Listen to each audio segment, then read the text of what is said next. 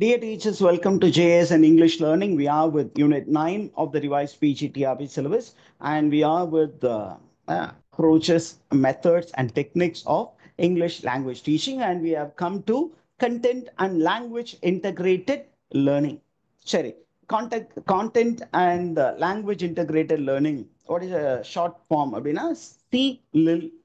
CLIL expansion content and language integration learning.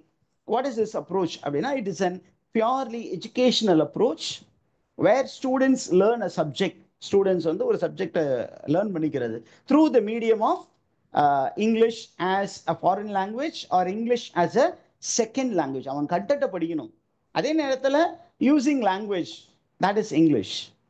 அப்போ இங்க பாத்தீங்கன்னா learning of the subject and the learning of the language takes place at the same time simultaneously. அதனால தான் பாத்தீங்கன்னா content and language integrated together, ரெண்டையும் ஒண்ணா இணைக்கிறது.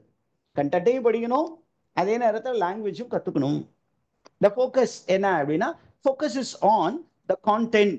What do you mean by content? அப்படின்னா knowledge and skill of the subject area. Language நம்ம என்னன்னு தெரியும். அப்ப இது ரெண்டையுமே கத்துக்கிறது. இப்ப இது எங்க சார் உருவாச்சு அப்படின்னா it became very popular in Europe in the 1990s. சரி, யார் இதை டெவலப் பண்ணது அப்படிங்கும்போது it is credited to David Marsh of Finland in 1994. Okay, and இது எதோட பார்ட் அப்படின்னா it is inspired by immersion education which was very popular in Canada. கனடாவில் immersion education அப்படின்னு ஒரு இருந்தது. அந்த பர்டிகுலர் டைப்பை பேஸ் பண்ணி தான் இந்த CLIL அப்படிங்கிறத கொண்டு வந்தாங்க. And this is linked to bilingual education models which were available worldwide. And today it is strongly connected to 21st century skills. Like 21st century skills ன்னு சொல்லும்போது global competence, intercultural awareness, communication இது எல்லாத்தையுமே உள்ளடக்கியது. அதனால இந்த particular methodology வந்து 21st century ஸ்கில்ஸ்க்கு ரொம்ப ரொம்ப பயனுள்ளதாக இருக்கிறது. ஏன் லாங்குவேஜோட எதையும் கத்துக்கிறோம், கண்டென்ட்டையும் கத்துக்கிறோம். சரி, வாட் இஸ் த கான்டெக்ஸ்ட் அப்படிங்கும்போது the language is learned in a meaningful real life subject context. எல்லாமே பார்த்தீங்கன்னா ரொம்ப ரொம்ப authentic, very close to life. இதுல ரொம்ப இம்பார்ட்டன்ட் என்ன அப்படின்னா the teacher supports the students with visuals models and clear language objective. இதுதான் நம்ம இன்னைக்கு படிக்க போறோம் அப்படிங்கிற மாதிரி ஒரு அப்ஜெக்டிவ் வச்சுக்குவாங்க, லாங்குவேஜ் அப்ஜெக்டிவ். இந்த பாடத்தை நடத்தும் போதே இந்த லாங்குவேஜ் ஸ்கில்ஸ் எல்லாம் நம்ம கத்துக்க போறோம் அப்படிங்கிற முன்னாடியே நமக்கு அப்ஜெக்டிவா சொல்லிடுவாங்க. விஷுவல்ஸ் இருக்கும், அப்படியே மாடல்ஸும் இருக்கும். இதுல இருந்து நமக்கு என்ன பண்ணுவாங்கன்னா the teacher will encourage us to go for higher order thinking like analyzing, evaluating and creating. Okay, analyzing, evaluating, creating. For example, ஒரு சயின்ஸ் சப்ஜெக்ட் இருக்கு, ஒரு எக்ஸ்பெரிமெண்ட் இருக்கு. அந்த எக்ஸ்பெரிமெண்ட்டை ஃபர்ஸ்ட் நடத்திடுவாங்க.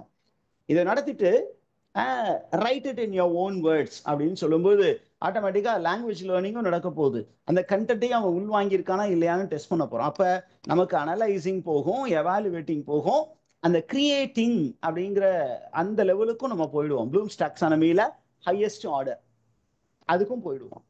இங்கே பார்த்தீங்கன்னா the learners are allowed to interact, they solve problems and they use language for real life communication. Okay, இப்போ இந்த students எல்லாம் பார்த்தீங்கன்னா the content எங்க இருந்து எடுப்பாங்க அப்படின்னா content will be from different cultures and different contexts. அதனால it is going to be very very useful. Okay, இதை தான் நம்ம இங்கே சொல்லியிருக்கிறோம். ரைட், நவ் இதுல வந்து டோ காயில் அப்படிங்கிற ஒருத்தர் வந்து the 4C framework அப்படின்னு நமக்கு கொடுத்திருக்கிறார். the 4C framework of CLIL. What is the expansion of CLIL, teachers? Expansion of CLIL?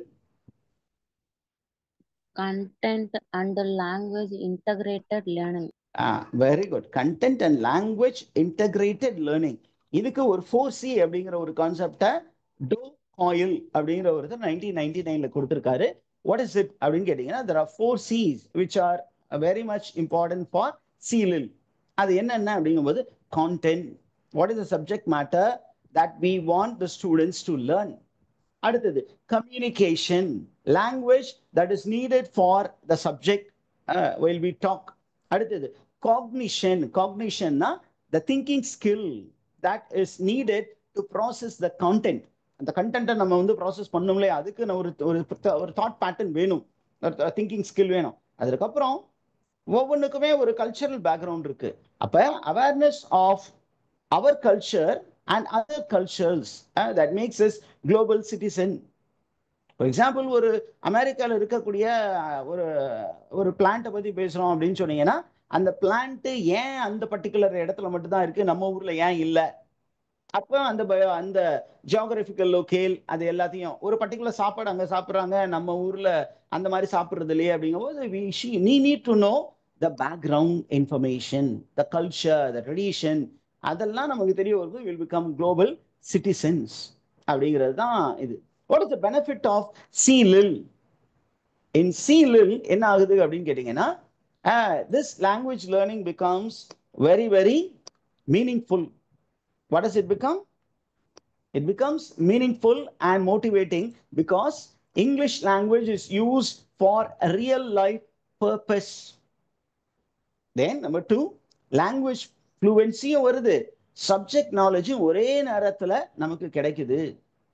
அதோட நமக்கு higher order thinking. What are the higher order thinking that are enhanced here? Analyzing,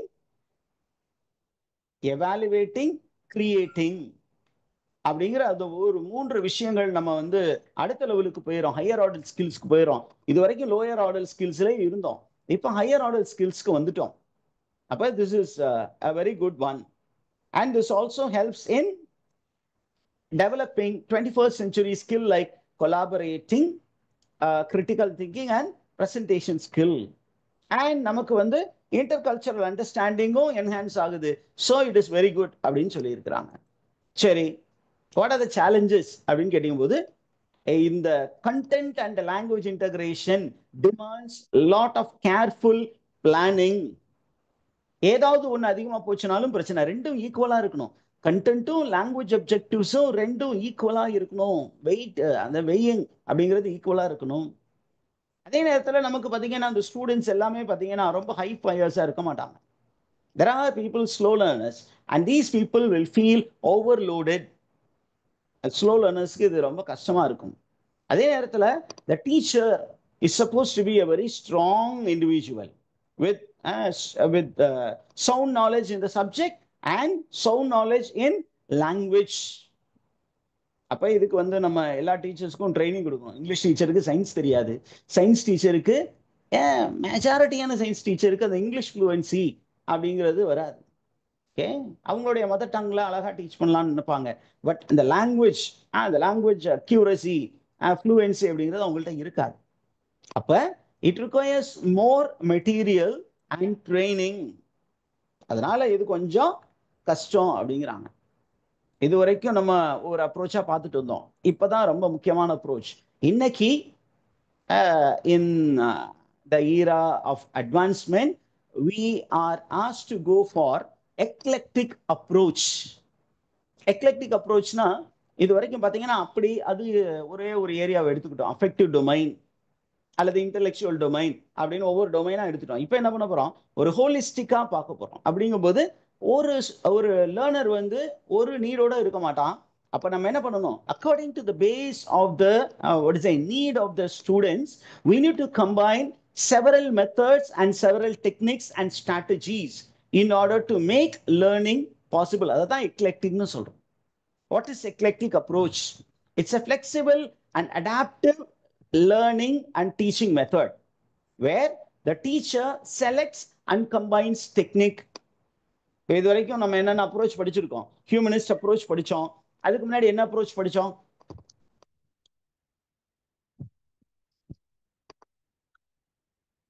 what are the various approaches? Can you recall and tell me?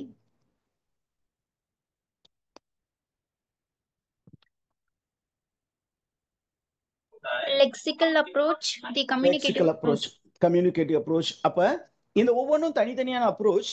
இது நம்ம students உடைய நீடுக்கு தகுந்தாப்புல எல்லாத்தையும் combine பண்ணி ஒரு என்ன பண்ணணும், ஸ்டூடெண்ட்ஸ் உடைய நீடு, நம்ம கிளாஸ் ரூம் கான்டெக்ட்டை பார்க்கணும், நமக்கு லேர்னிங்னுக்குன்னு ஒரு அப்ஜெக்டிவ் வச்சிருப்போம். இதுக்கு எந்த மெத்தடை நம்ம உள்ள கொண்டு வந்தா நல்லா இருக்கும், எல்லாத்தையும் மிக்ஸ் பண்ணி மிக்சர் மாதிரி கொடுக்கணும். இந்த பிள்ளைங்களுக்கு மிக்சர் தான் பிடிக்கும் அப்படின்னா அந்த மிக்சரை என்ன காம்பினேஷன்ல கொடுக்க போறோம் அப்படிங்கிற பார்க்கறது தான் எக்லெக்டிக் அப்ரோச். ஓகே, இந்த எக்லெக்டிக்கல் அப்ரோச் எங்க இருந்து வந்துச்சு அப்படின்னு கேட்டீங்கன்னா, it emerged as a response to the limitation of single method approach. இது சிங்கிள் மெத்தட் அப்ரோச் நமக்கு வேணாம், ஒரு காம்பினேஷன் மெத்தடா கொண்டு வருவோம் அப்படின்னு ஒரு மெத்தடை கொண்டு வந்தாங்க. It gain popularity in the late 20th century, especially as teacher autonomy and learner diversity became more recognise. இன்னைக்கு நிறைய டைவர்ஸ் ஆடியன்ஸ் இருக்கிறாங்க, மிக்ஸ்டு குரூப் ஆஃப் ஸ்டூடெண்ட்ஸ் இருக்காங்க. இப்போ அவங்களுக்கு தகுந்தாப்புல நம்ம என்ன பண்ணணும், எல்லா மெத்தட்ஸையும் மிக்ஸ் பண்ணி தான் கொடுக்கணும்.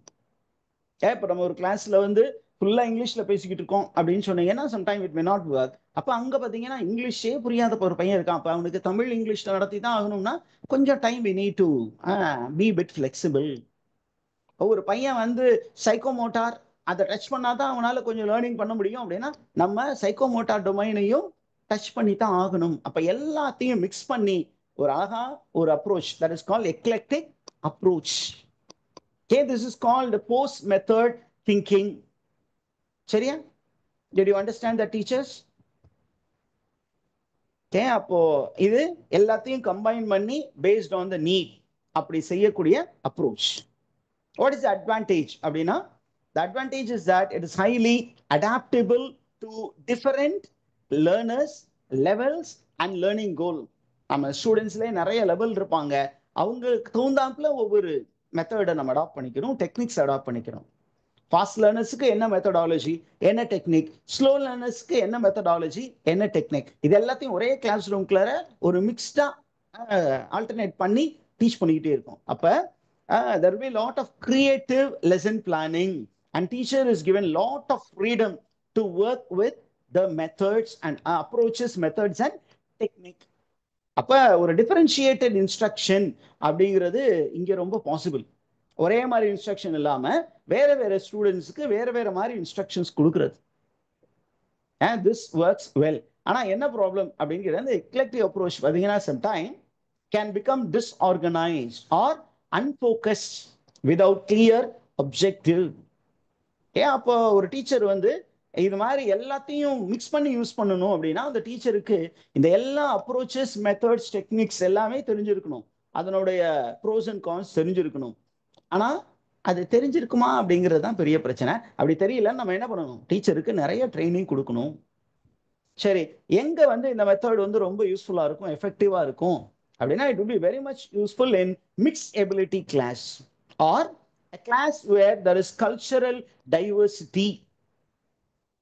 அதே நேரத்தில் டீச்சர் வந்து ரொம்ப ரொம்ப எக்ஸ்பீரியன்ஸ்டா இருக்கணும் in understanding the mixed ability of the students and the cultural diversity நல்லா தெரிஞ்சவங்களா இருக்கணும்.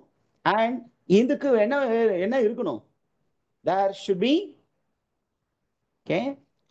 a textbook which should be highly flexible. இது மேக்ஸிமம் எங்க பயன்படுத்துறாங்க அப்படின்னு கேட்டீங்கன்னா, in private language schools or in business English training centres or in exam preparation கான்டெக்ட்ல இதை பயன்படுத்துறாங்க. இது வரைக்கும் நம்ம வந்துட்டோம். இப்போ we are moving on to post method approaches. ரொம்ப ஷார்ட், அவ்வளவுதான் முடிக்க போறோம்.